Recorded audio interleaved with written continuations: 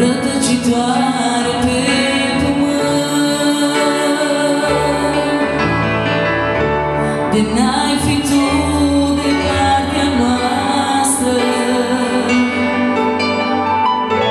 am fi ca praful la adevăr,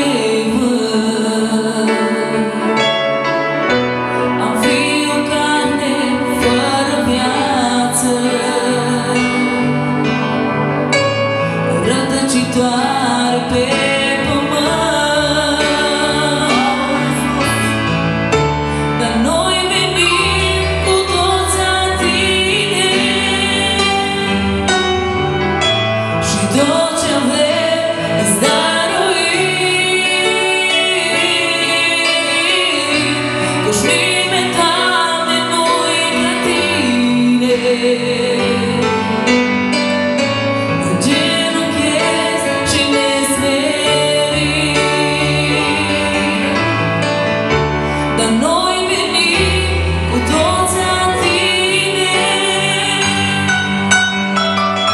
Și tot ce avem îți dăruim,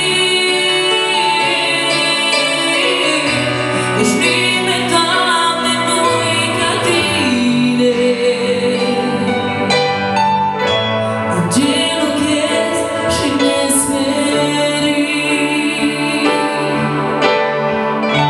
Noi n-avem nicio meritată, e harul tău că există. Iisuse, tu mi-ai dat viață și toată ție-ți datorăm. De n-ai fi tu de partea noastră, am fi ca praful la adevăr,